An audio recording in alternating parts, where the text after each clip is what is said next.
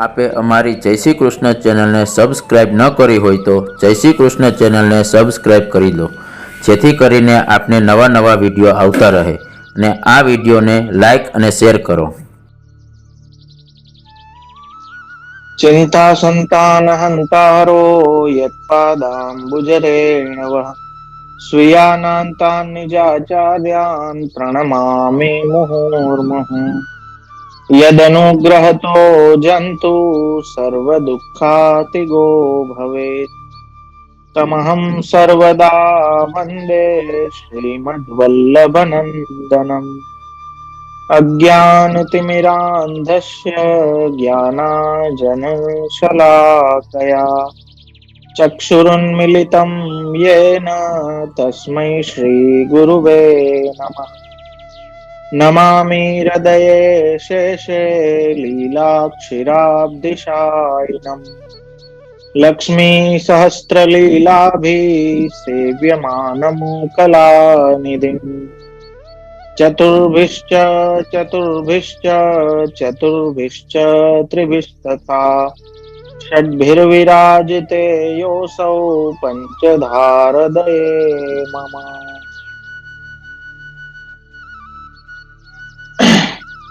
તો મારા વાલા, સર્વપ્રથમ તો શ્રી ગુસાઈજીના છઠ્ઠા લાલજી શ્રી યદુનાથજીના પ્રાગટ્યોત્સવની યમુના છઠની એવં શ્રી કૃષ્ણાશ્રય હવેલી પાટોત્સવની ખૂબ ખૂબ આપ સર્વને વધાઈ મારા વાલા. આજે 24મો પાટોત્સવ છે અને પૂજ્ય પિતૃચરણના આશીર્વાદથી ઘણી બધી સાંપ્રદાયિક પ્રવૃત્તિઓ આ 24 વર્ષમાં રહી છે રાજકોટ ખાતે. અને હંમેશા આપશ્રીની આજ્ઞા એવી જ રહેતી કે હવેલીમાંથી સતત વૈષ્ણવોને પોષણ મળતું રહેવું જોઈએ. તો જ એ જ ગુરુ ઘરનું લક્ષણ છે, એ જ ગુરુ ઘરની નિશાની છે. ખાલી દર્શન મનોરથ પૂરતું જ હવેલીનો ક્રમ ના હોવો જોઈએ, પણ હવેલી એક એવું કેન્દ્ર બને કે જ્યાંથી વલ્લભની વાણીની શિક્ષા આવનાર દરેકને પ્રાપ્ત થાય અને એને સારી રીતે પોતાના જીવનમાં એ આત્મસાત કરી શકે એ પ્રકારનું શિક્ષણ સતત એમને પ્રાપ્ત થતું રહીએ. અને પૂજ્ય પિતૃચરણની એ આજ્ઞાનું પાલન કરવાનો પૂરતો પ્રયત્ન અમે કરી રહ્યા છે. બસ આપના આશીર્વાદથી આ ક્રમ આપણો આજીવન ચાલુ રહીએ એ જ વિનંતી આજના ઉત્સવના દિવસે આપણે કરીએ મારા વાલા. લાસ્ટ આપણા પ્રોટોકોલના ક્લાસમાં આપણે વ્રતના નિયમો, વ્રતના પ્રોટોકોલ્સ જોયા હતા કે વ્રત કઈ રીતે કરવું, એમાં શું શું નિયમો પાળવા, શું ખાવું, શું ના ખાવું, શું વિચારવું, શું ના વિચારવું, શું બોલવું, શું ના બોલવું. વ્રત ખાલી મારા વાલા અન્ન પૂરતું નથી, પણ વ્રત સાથે એ ભી એક માનસ વ્રત પણ છે કે આપણું ચિત્ત, આપણું અંતઃકરણ પૂર્ણ રીતે અલૌકિકમાં લાગેલું રહીએ. તેથી લૌકિક ને સ્પર્શ ન કરવાનો વ્રત પણ એમાં ઇન્ક્લુડેડ છે. ખાલી ભૂખા રહેવું એ વ્રત નથી મારા વાલા, પણ ભગવદ નામ સહિત ભગવત ચરણારવિંદમાં ચિત્તની વૃત્તિ વિશેષ લાગે એ ઉદ્દેશ્યથી જે આપણે કરીએ છીએ એ વ્રત છે. આજે કેમ કે મેં આપને વાત કરી, આજે ઉત્સવનો ક્રમ છે, પ્રભુનો શ્રીનો મનોરથનો ક્રમ છે, એટલે આજનો ક્લાસ થોડો ટૂંકો રહેશે. આજે થોડો હું વહેલો પૂરો કરીશ. આજે આપણે આપણા સંપ્રદાયની જે દીક્ષાઓ છે એના નિયમો વિશે જાણશું મારા વાલા. સૌથી પ્રથમ એ જાણવું જરૂરી છે, કેમ કે લગભગ સંપ્રદાયમાં એ પ્રકારની ભ્રમણા બહુ વ્યાપ્ત છે કે વૈષ્ણવ થવું હોય તો બ્રહ્મ સંબંધ લેવું પડે. ખરેખર આ ગેરસમજ છે. વૈષ્ણવ થવા માટે બ્રહ્મ સંબંધ લેવાની જરૂર નથી. આપણે ત્યાં બે દીક્ષાઓ છે. પ્રથમ પ્રવેશ દીક્ષા છે, જેને નામ દીક્ષા કહેવામાં આવે છે. નામ પમાવવું, જે આપણે વ્યવહારની ભાષામાં કહીએ, ગામડાઓમાં કાન ફૂંકાવવું, એવું બધું ઘણા શબ્દ પ્રયોગ એના માટે થાય. જે સંપ્રદાયની પ્રવેશ દીક્ષા છે મારા વાલા. એટલે કે જેને નામ દીક્ષા ગ્રહણ કરી એ પુષ્ટિ માર્ગી થઈ ગયો, એ વૈષ્ણવ તો થઈ જ ગયો. પછી એને આગળ વધવું હોય, સેવા દ્વારા સમર્પિત જીવન જીવવું હોય, તો એના માટે બ્રહ્મ સંબંધ દીક્ષા એ બીજી દીક્ષા, જેને નિવેદન દીક્ષા બી કહેવામાં આવે છે. એટલે આપણે ત્યાં વાર્તા સાહિત્યમાં જોશો નામ નિવેદન. તો આ બંને દીક્ષાઓ છે મારા વાલા. આ દીક્ષાઓના કંઈક ક્રાઇટેરિયા છે, કંઈક પ્રોટોકોલ્સ છે, જે દુર્ભાગ્યે અનફોર્ચ્યુનેટલી આજે એટલી ચુસ્તતાથી પાળવામાં આવતા નથી. જે પ્રથમ દીક્ષા છે મારા વાલા, ત્યાંથી જ શરણાગતિની શરતો બધી લાગુ પડી જાય છે. પણ દુઃખદ એ છે કે બ્રહ્મ સંબંધી બી એ નિયમો પાળતા નથી, જેને ઓલરેડી બીજી દીક્ષા, કેમ કે કઈ જ્ઞાન વગર, જાણ્યા વગર, જસ્ટ કોઈના કહેવાથી કે વડીલોના પ્રેશરમાં કેમ આવીને કરી લીધું કઈ બી. એટલે બધી જે આપણી પ્રણાલિકાઓ છે એનું મારા વાલા ધીમે ધીમે વિકૃતિકરણ કે લુપ્ત થવાનું મોટામાં મોટું કારણ એ છે કે આપણી પાયાગત જે નિયમો છે દીક્ષાના, એ નિયમો પ્રત્યે જ આપણે બહુ ઢીલ છોડી દીધી, અને એના કારણે સંપ્રદાયનું માળખું આખું વિખાવા લાગ્યું. તો પેલી દીક્ષા છે નામ દીક્ષા, જેને શરણ દીક્ષા પણ કહેવામાં આવે છે. જેમાં ગુરુદેવ જમણા કાનમાં 3 વખત અષ્ટાક્ષર મંત્ર બોલી, શ્રી કૃષ્ણ શરણમમાં 3 વખત બોલી અને કંઠી પહેરાવે છે. એ શરણાગતિની દીક્ષા છે. એ દીક્ષા ગ્રહણ કરનારે નવધા ભક્તિમાંથી 7 પ્રકારની ભક્તિનો અધિકાર પ્રાપ્ત થાય છે. એક સખ્ય અને આત્મનિવેદન, એ 2 બાકી રહે છે. બાકી 7 પ્રકારની ભક્તિનો એને અધિકાર શરણ દીક્ષાથી પ્રાપ્ત થાય છે મારા વાલા.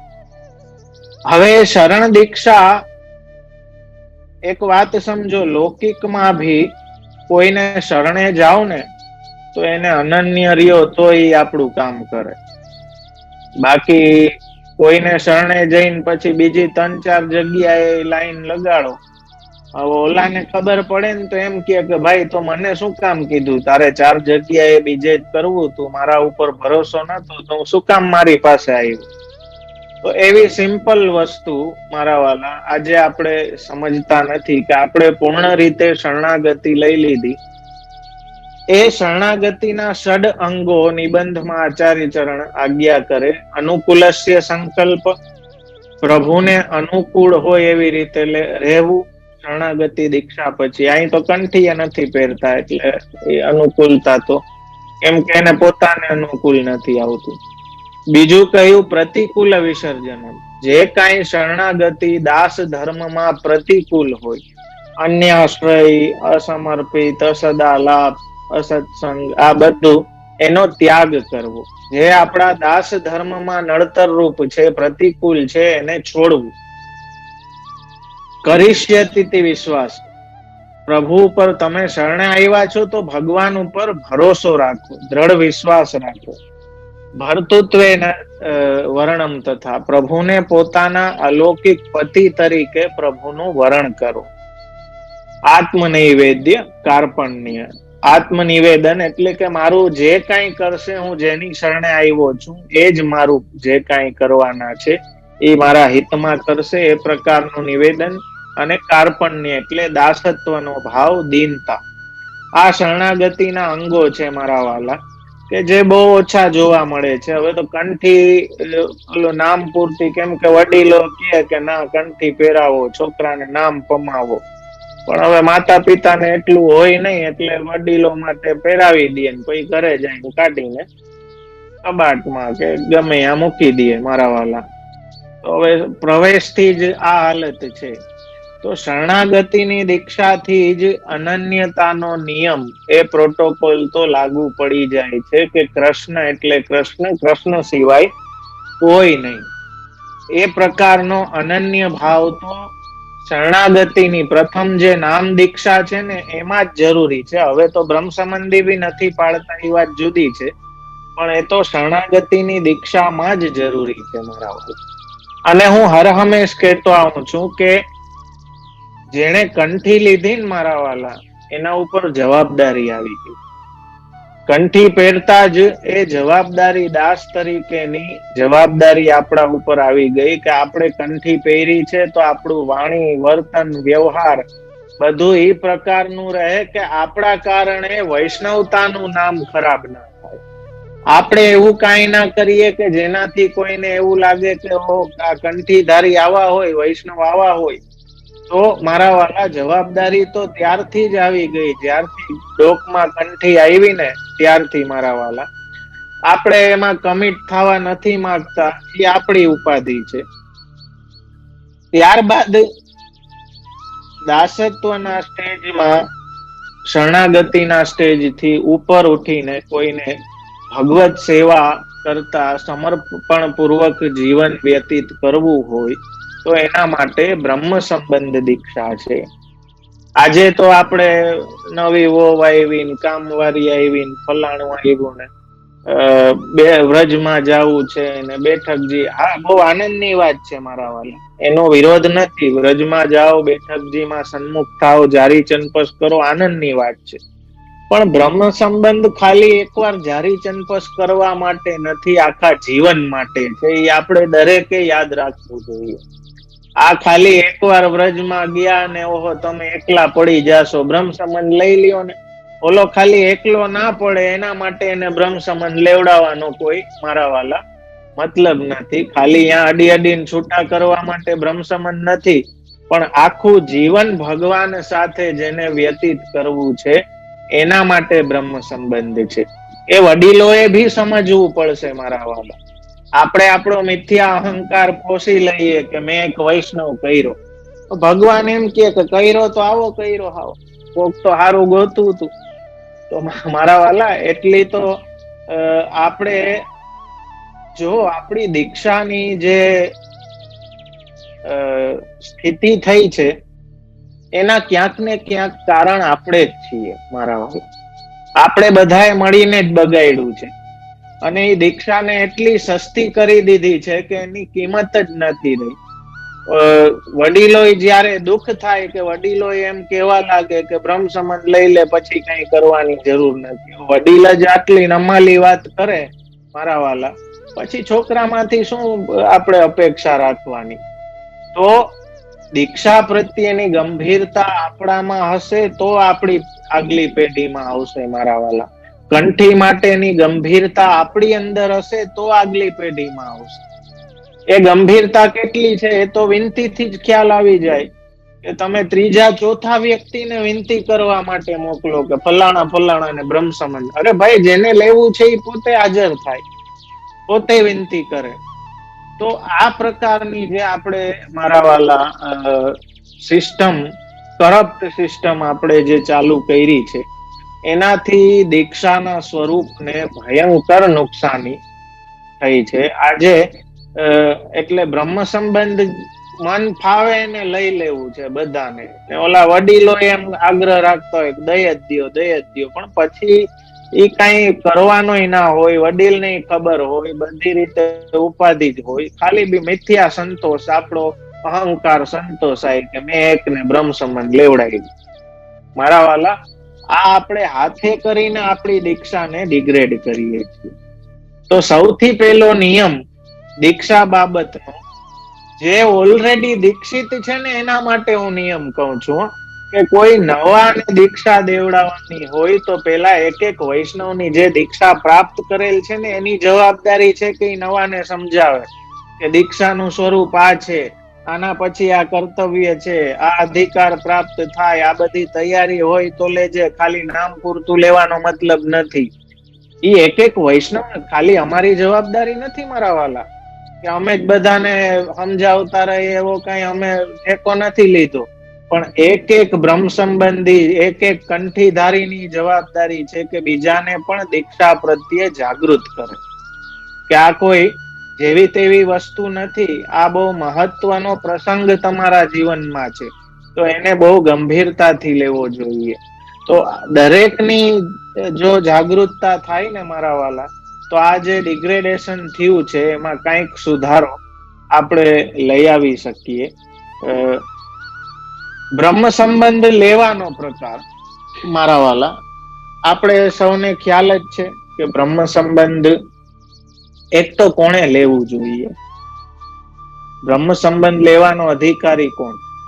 જે ખરેખર સંપ્રદાયમાં રુચિવાળો છે, જેને સેવા અથવા કથાના માધ્યમથી આગળ વધવું છે, સમર્પણના પ્રકારે જીવન જીવવું છે, એને બ્રહ્મ સંબંધ લેવું જોઈએ. પેલી વાત આ એનો અધિકારી મારા વાલા, કેમ કે સેવાની યોગ્યતા માટેનો આ દીક્ષા છે. બાકી આપણે ખ્યાલ છે કે દીક્ષા માટે આજ્ઞા લેવાની હોય, પેલા વલ્લભકુલ પાસે જઈ અને વ્રતની આજ્ઞા, વ્રતની ભી પછી વલ્લભકુલ એમની અનુકૂળતા એ વ્રતની આજ્ઞા કરે અને બીજા દિવસે ગદ્ય મંત્ર બોલાવી પ્રભુ સંતને દીક્ષા પ્રદાન કરે. આજકાલ તો હવે ઓલું કેમ કે બજાર જેવું જ આપણે સમજીએ છીએ, એટલે ફોનમાં એમ કે કાલે આવીએ છીએ બ્રહ્મ સંબંધ દઈ દેજો. હવે આજ્ઞા લેવાની ના હોય, આજ્ઞા કરવાની હોય. ઘણી વખત એવું ફીલ થાય મારા વાલા. તો આવીને ઘણા એમ કે તમારે કાલ બ્રહ્મ સંબંધ. અરે ભાઈ, કોને દેવાનું છે, કોણ છે, જરા ખામું તો લઈ આવો. તો એ કઈ નહીં, સીધા અમે તો વ્રત કરીને જ આવ્યા, એ ચાલુ થઈ ગયું, સીધા વ્રત કરીને આવે, ચાલો દઈ દો. અરે ભાઈ, એમ ના હોય, વ્રતની આજ્ઞા લેવાની હોય, પ્રોટોકોલ છે. પેલા ગુરુદેવ સન્મુખ થાવ, એ તમારું પરીક્ષણ કરે કે તમારી રુચિ કેટલી છે, પછી નક્કી કરે કે હા આને દીક્ષા દેવી છે, પછી તમને વ્રતનો દિવસ નક્કી કરીને આપે. એ દિવસે વ્રત કરી અને બીજે દિવસે ગુરુદેવ સન્મુખ થવાનું હોય છે. જે દિવસે બ્રહ્મ સંબંધના એક દિવસ અગાઉ, જે દિવસે વ્રત રાખ્યો હોય, આપણે જે વ્રતના નિયમો લાસ્ટ ક્લાસમાં જોયા, એ જ સેમ એમાં લાગુ પડે. કોઈ અન્ન ના લઈ શકે, ફરાળની જે વસ્તુ જે નિષિદ્ધ નથી વ્રતના દિવસે, એ બધો ફલાહાર ને ગ્રહણ કરી શકે. સાથે સાથે આજે એવું ભી ચાલુ થયું છે કે વ્રત એમ કે અમે વ્રત રાખ્યું છે, પણ ઓલું બજારનો ફરાળી ચેવડો એ બધું, પછી કે આ તો ફરાળી જ છે. મારા વાલા, એવું વ્રત ચાલે નહીં. બજારની બહારની કોઈ ખાનપાનની વસ્તુ એ આમ તો વૈષ્ણવના ઘરમાં જ હોવી ના જોઈએ, પણ હવે ઠીક છે, જુદી વાત, પણ કમસે કમ વ્રતને દિવસે તો ના જ લેવી જોઈએ, ભલે સો કોલ્ડ ફરાળી હોય, પણ મારા વાલા એ ગ્રાહ્ય નથી. એટલે વ્રતના નિયમને અનુસાર એક દિવસ અગાઉ વ્રત કરવો. બ્રહ્મ સંબંધ દીક્ષા લેતા પહેલા અપરસમાં ગુરુ ઘરે અપરસમાં સ્નાન કરી અને ભારતીય પોશાક, સ્ત્રીઓએ સાડી અથવા ચણિયા ચોલી, પુરુષોએ ધોતી બંડી. હવે એમાંય જો કે ઉપાધિ આવવા માંડી છે વેશની બાબતમાં. એમાં બી લોકો આર્ગ્યુ કરવા માંડ્યા છે કે આ પહેરવું જરૂરી છે, અમે પેન્ટ શર્ટમાં ના લઈ શકીએ, પેન્ટ શર્ટમાં સેવા ના કરી શકીએ, ફલાણમાં ના કરી શકીએ. તો મારા વાલા, જે સંપ્રદાયની જે પ્રકારની સિસ્ટમ હોય એ પ્રકારે, ધર્મ આપણને અનુકૂળ ના થાય, આપણે ધર્મને અનુકૂળ થવું પડે, તો ધર્મનું ફલ આપણને પ્રાપ્ત થાય. સ્કૂલમાં આપણે એવી ધડ કરવાના જ જાતા, બાળક માટે કે શું આને ડ્રેસની શું જરૂર છે, અમે તો કઈ ભી પહેરાવીને મોકલશું, એમ ના ચાલે. દરેક જગ્યાના કઈક કઈક નિયમો હોય, કઈક કઈક પ્રોટોકોલ્સ હોય. એ પ્રમાણે ચાલો તો એનું ફલ તમને પ્રાપ્ત થાય. તો બ્રહ્મ સંબંધમાં ધોતી બંડી અને સ્ત્રીઓ માટે ચણિયા ચોલી અને સાડી, એ ભી કોરા હોય અથવા તો રેશમી હોય એવા વસ્ત્રો બ્રહ્મ સંબંધમાં ચાલે. સવારનું ક્યાંય ખાઈ લીધું હોય કે બપોરે ક્યાંય ભોજન કરી લીધું હોય તો દીક્ષા લઈ શકાતી નથી. એ જ નિયમ ગુરુને પણ લાગુ પડે છે. ગુરુ ભી અગર ભોજન ગ્રહણ કરી લીધું હોય તો પછી દીક્ષા દઈ શકતા નથી. એટલે અન્ન લઈને ના દીક્ષાદાતા દીક્ષા દઈ શકે છે ને આ ગ્રહણ કરવા વાળો દીક્ષા લઈ શકે છે. એટલા માટે જ રાજભોગની પેલા સુધીનો જ ક્રમ બ્રહ્મ સંબંધનો હોય, કેમ કે સખડી એકવાર ગુરુદેવ લઈ લઈએ પછી દીક્ષા દાન કરતા નથી, એ નિયમ છે. દીક્ષા આપતા પહેલા સ્નાન કર્યા પછી કંઠી, કંકુ, ચરણામૃત આદિ એ શુદ્ધિ અર્થે અને એ ભાવ આપણી અંદર દાસત્વનો જાગૃત થાય એના અર્થે તિલક આદિનો ક્રમ હોય છે મારા વાલા. દીક્ષા વખતે સેવ્ય શ્રી પ્રભુ સ્વરૂપ ગુરુદેવના અને દીક્ષાદાતા ગુરુ એમ બંનેની ઉપસ્થિતિ, પ્રત્યક્ષ ઉપસ્થિતિ જરૂરી છે. એમની સન્મુખ જ બ્રહ્મ સંબંધ દીક્ષા દેવામાં આવે છે. શરણાગતિની એક કંઠી અને જેમણે બ્રહ્મ સંબંધ લઈ લીધું હોય એવાને બે કંઠી પહેરવાનો નિયમ આપણે ત્યાં છે. એટલે બે કંઠી પહેરી હોય તો એને બંને દીક્ષાઓ પ્રાપ્ત છે. જેણે એક કંઠી પહેરી હોય એને ખાલી શરણ દીક્ષા પ્રાપ્ત છે, એ ખ્યાલ આવે. દીક્ષા માટે જ્યારે સ્નાન કરી અપરશ કરીને પ્રભુ સન્મુખ જઈએ તો જતા જ પેલા દંડવત કરવા, ત્યારબાદ ગુરુદેવ હાથને અંજલિ જેવું કરી, ખોબો આપણે કહીએ ને એ રીતે કરી અને એમાં તુલસી દલ પધરાવે અને ગદ્ય મંત્રનું શ્રવણ કરાવે. ગુરુદેવની પાછળ આપણે બોલવાનું રહે અને ત્યારબાદ ગદ્ય મંત્ર બોલી અને તુલસી દલ જે હોય એ ગુરુદેવને પાછા શ્રી હસ્તમાં આપી દેવા, જેથી આપ શ્રી પ્રભુના ચરણારવિંદમાં એનું સમર્પણ કરે. આ દંડવતનો ક્રમ પહેલા અને પછી એ નિયમ છે કે જ્યારે પ્રભુ સન્મુખ જાઓ ત્યારે દંડવત કરવા અને જ્યારે દીક્ષા થઈ જાય ત્યારબાદ દંડવત કરીને બહાર નીકળવું, કેમ કે ઠાકોરજી સન્મુખ ગુરુદેવને દંડવત થઈ શકતા નથી. એટલે ગુરુદેવ બહાર પધારે ત્યારે એમને દંડવત ચરણ સ્પર્શ આદિ જે આજ્ઞા હોય એ પ્રમાણે કરવું જોઈએ. દીક્ષા આપતી વખતે ગુરુ દીક્ષા લેનારના હાથમાં તુલસી પત્ર આપે એ પ્રકાર આપણે ત્યાં ક્રમ છેક મહાપ્રભુજીના વખતથી ચાલ્યો આવે છે. પણ આજકાલ ઘણા વિકૃત પ્રકારો પણ બ્રહ્મ સંબંધના જોવામાં આવે છે. તો એના માટે એ જાણી લેવું મારા વાલા, એક તો શ્રી વલ્લભકુલ સિવાય કોઈ અનધિકૃત પાસેથી દીક્ષા લેવામાં આવે એ માન્ય નથી.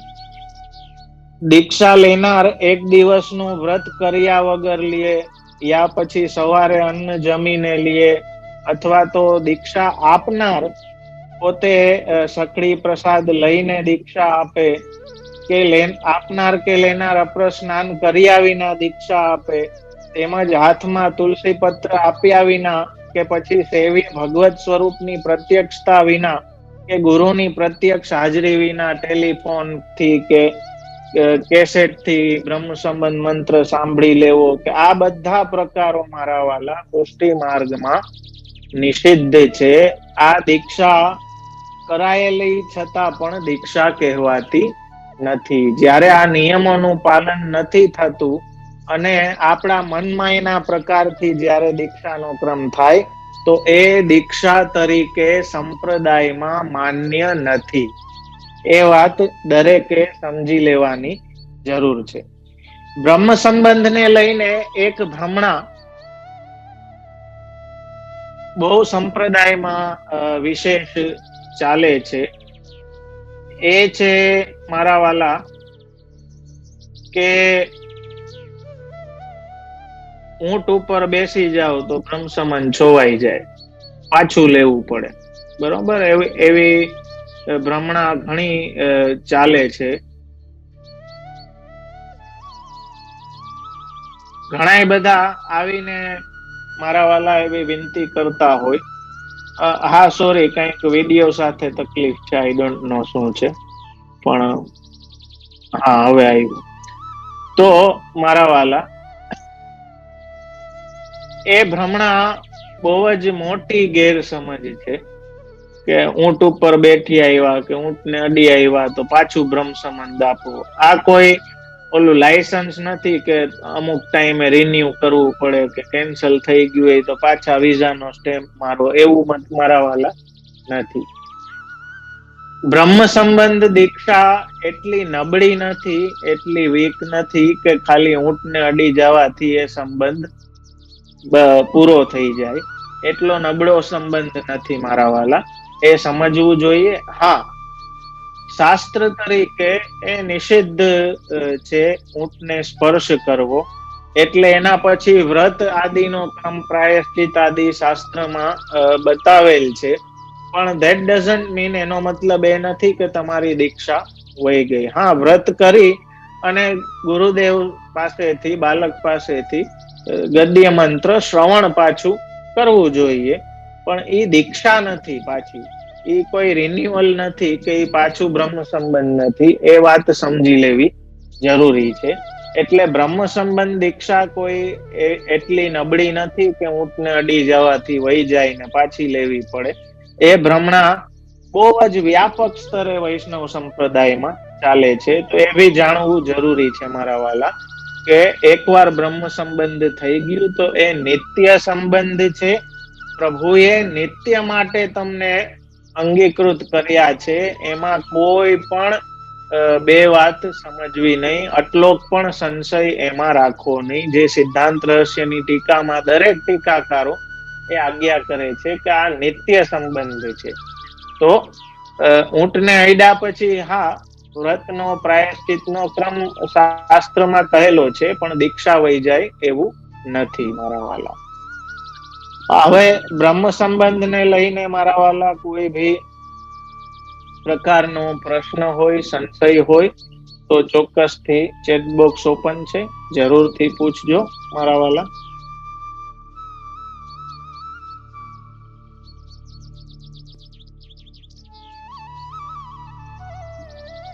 હું યુટ્યુબ ભી જોઈ લઉં એમાં.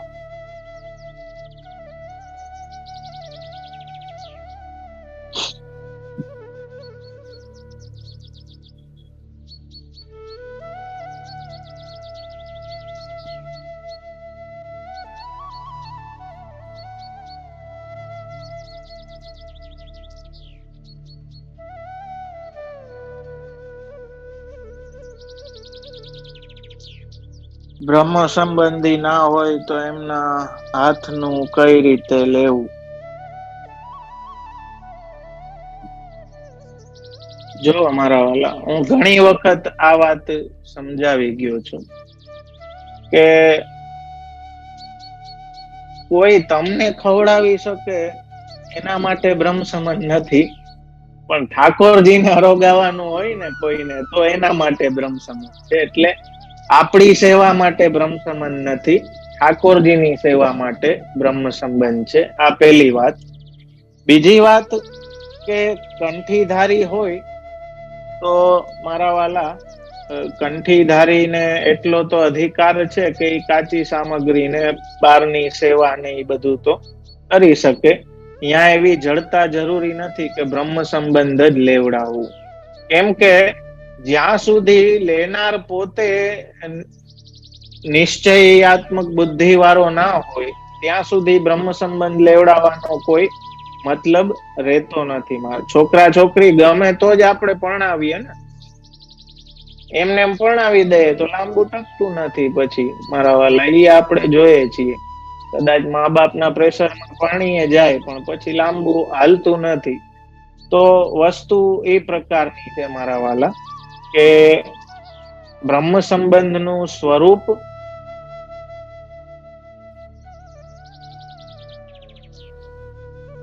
Y can't touch camel. જો અમુક યોનિઓ નિષિદ્ધ કહેવામાં આવી છે, જેમ કૂતરા છે.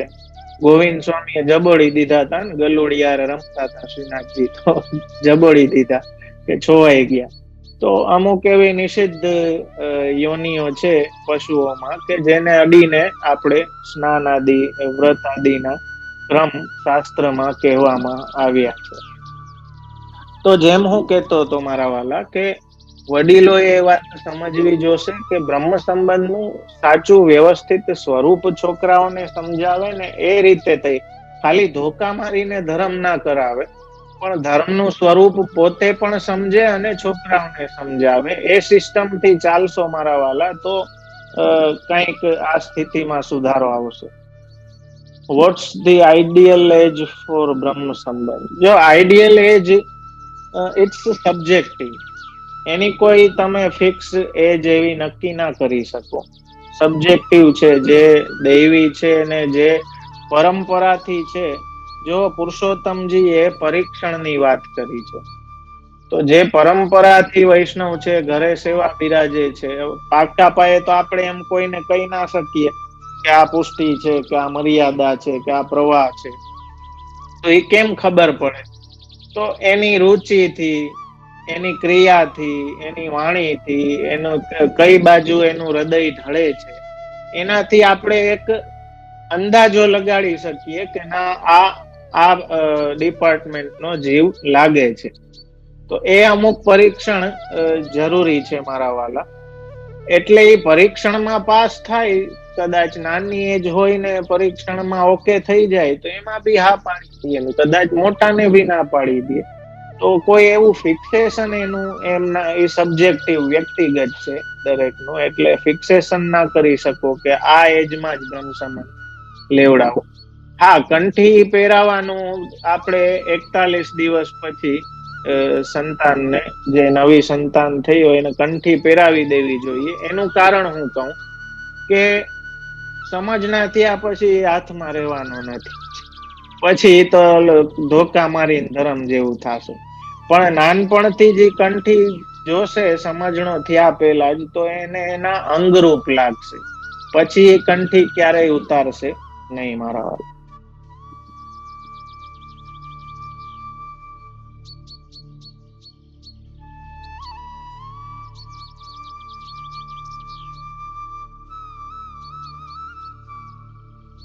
હા, નામ દીક્ષા વાળા સેવામાં, બહારની સેવામાં સહાયક થઈ શકે.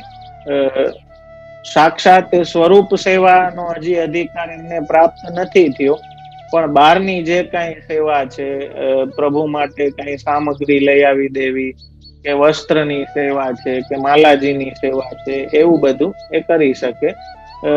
સાક્ષાત શ્રીઅંગની સેવા, ભોગના મુખારવિંદની સેવા, એનો અધિકાર બ્રહ્મ સંબંધ પછી પ્રાપ્ત થાય.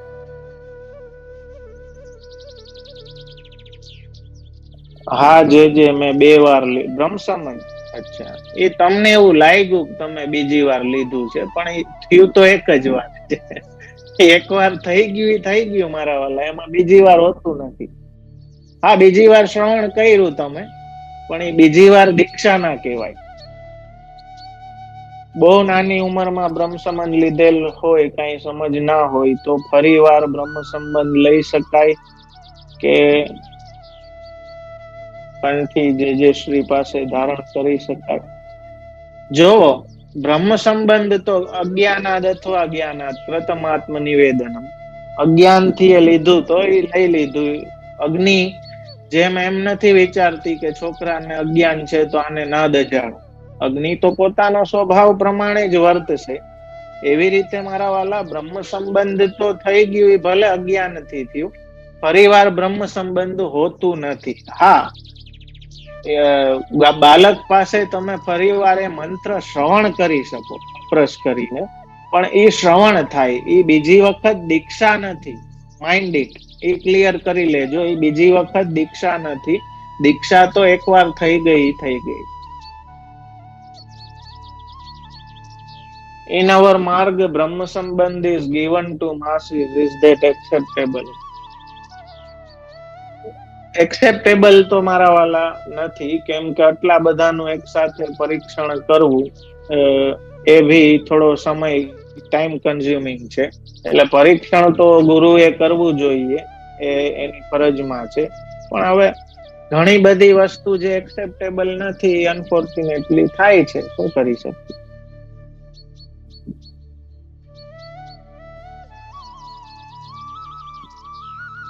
If someone is doing wrong in Pushti Marg, should we correct them or keep quiet? જો આપણા સામર્થ્યમાં હોય કે આપણે સુધારી શકશું તો કરવાનું, પણ આપણને ખબર છે કે આપણા કઈ ફેર પડવાનો નથી, તો પછી ખોટું માથું મારવું નહીં. હા, મહાપ્રભુજીની વાત કહેવામાં ક્યારેય પાછી પાની કરવી નહીં. જે સત્ય છે એ બોલવામાં ક્યારેય ચિંતા કે ભયની લાગણી રાખવી નહીં.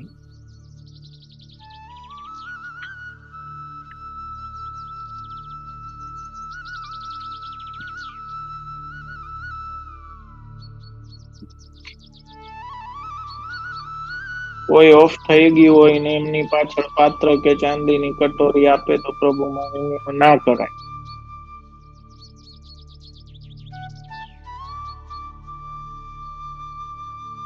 Very good.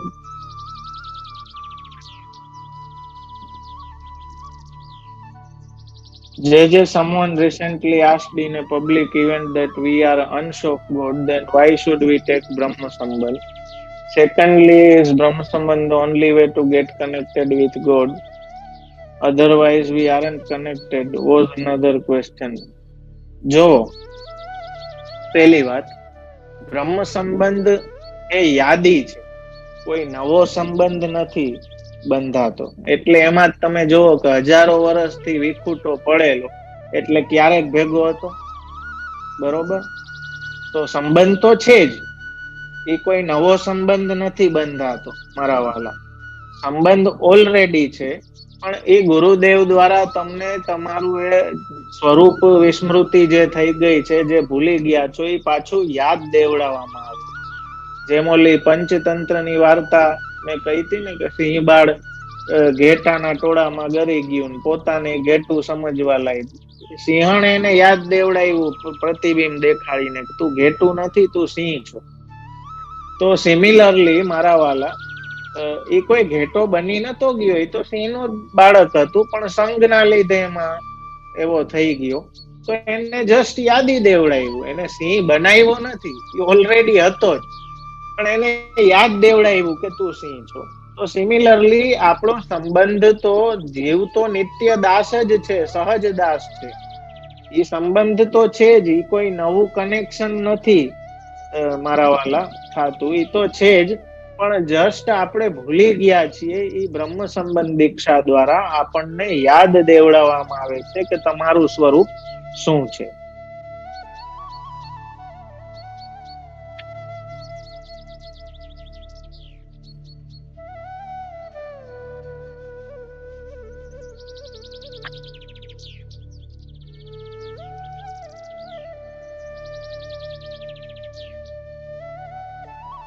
બ્રહ્મ સંબંધ લીધેલ વ્યક્તિ લીલામાં પધારે ને તેમના ગુરુનું નામ આપણે જાણતા ના હોય તો, જો આપણે પહેલો ક્લાસ યાદ કરો પ્રોટોકોલનો, આપણા બધાના ગુરુ શ્રી મહાપ્રભુજી છે. બાળકો બધા ગુરુદ્વાર છે. આ પહેલો જ પ્રોટોકોલ મેં લખાવ્યો હતો. એટલે કદાચ ગુરુદ્વારનું નામ ખ્યાલ ના હોય, યાદ ના હોય, તો શ્રી મહાપ્રભુજીનું ચિત્ર રાખી, ગુરુદેવ તો એ જ છે, તો એ રીતે ક્રમ થઈ શકે.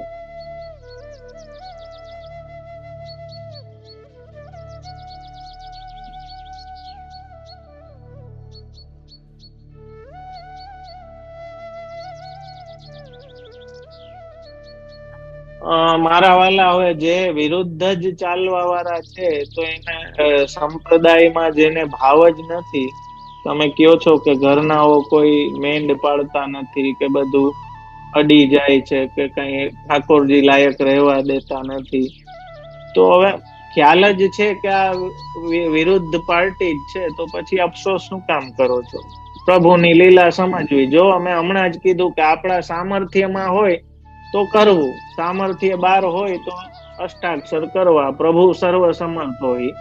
ઠાકોરજી માટે ફેરવવામાં કઈ વાર નહીં લાગે, પણ આપણે કરવા જાશું તો હશે એનાથી ખરાબ થશે. એટલે આપણે એ કઈ ઉપાધિમાં પડવું નહીં, અને જેટલું બની શકે એટલું કરવું, ભગવદ નામ લેવું. મારા વાલા,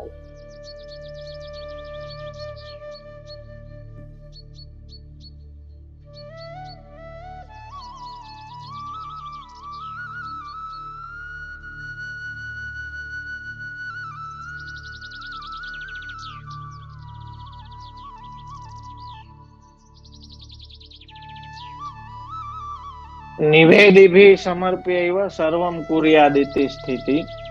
એ સ્થિતિ નથી તો એને દોષો ભોગવવા પડે છે. જે તમે પૂછ્યું કે those who have taken બ્રહ્મ સંબંધ but doesn't do સેવા, જેમણે બ્રહ્મ સંબંધ લીધું છે પણ સેવા નથી કરતા કે ઠાકોરજીમાં એમને વિશ્વાસ નથી કે કંઠી બી નથી પહેરતા, તો એવાઓનું શું થાય?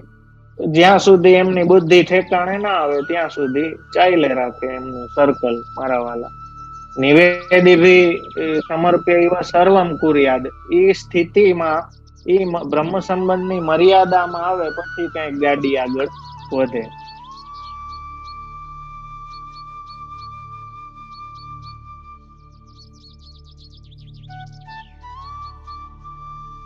વિદેશ થી આવ્યા પછી વ્રત કરવું પડે બ્રહ્મ સંબંધ? હા, વ્રતનો ક્રમ છે. બ્રહ્મ સંબંધ મારા વાલા એ જ કહીશ, પાછું થાતું એકવાર થઈ ગયું પછી તમને કદાચ મનમાં એમ હોય કે મેં પાછું લીધું, પણ એ પાછું નથી થતું. એ દીક્ષા એક જ વાર હોય, આમાં કોઈ રિન્યુઅલ ના હોય. તો મારા વાલા, પ્રશ્નો તો અસંખ્ય છે, જેટલા મારાથી લેવાના એટલા મેં લીધા યુટ્યુબ માંથી.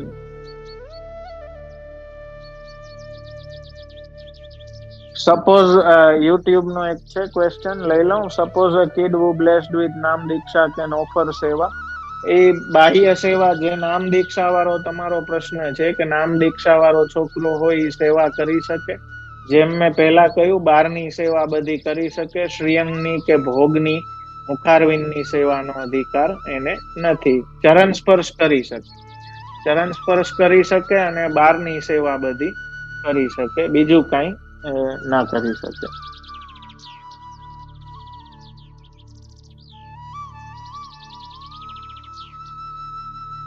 મારા વાલા, પ્રશ્નો તો ઢગલા છે. આપણા ઘરમાં કોઈને નામ દીક્ષા પણ ના હોય તો શું કરવું? શ્રી કૃષ્ણ શરણમ. હા, બીજું તો શું કરી શકીએ? બીજું કોઈ છે નહીં સંગવાળું, તો પછી આપણે જ શ્રી કૃષ્ણ શરણમ કહી રાખવું. એમની કૃપા થશે તો અનુકૂળતા થઈ જશે. મારા વાલા, તો આજ માટે આટલું રાખીએ મારા વાલા. અને બ્રહ્મ સંબંધ વિશેના હજી બી કઈ ડાઉટ્સ હોય, ક્વેશ્ચન્સ હોય, જરૂરથી નામ દીક્ષા અને બ્રહ્મ સંબંધ દીક્ષા વિશેનું કઈ બી હોય મારા વાલા, લખી રાખજો, નેક્સ્ટ ક્લાસમાં પૂછજો. અને આજના ક્રમને અહીં વિરામ આપશું મારા વાલા. પુનઃ આજના ઉત્સવની આપ સર્વને ખૂબ ખૂબ વધાઈ પાઠવું છું. અને બસ પ્રભુ ચરણોમાં આપણું ચિત્ત બનેલું રહે એવી વિનંતી, એવા ભાવ સાથે આશ્રયનું પદ ચાલુ કરો. દ્રઢઈન ચરણ કેરો ભરોસો, દ્રઢઈન ચરણ કે શ્રી વલ્લભ નખ ચંદ્ર છટા બિન, સબ જગ માં જય અંધેરો ભરોસો, દ્રઢઈન ચરણ કેરો, साधन और नहीं या कली में, जासु होत निवेश, सूर कहा कहे द्विविधयांश हो, बिना मोल को चेरो भरोसो, दृढ़ चरण के, दृढ़ चरण केरो भरोसो, दृढ़ चरण केरो। श्री वल्लभाधीश की जय। श्री गोसाई जी परम दयाल की जय। श्री गोपीनाथ प्रभु चरण प्यारे की जय। सर्वे वाला वैष्णव ने खूब खूब आशीर्वाद।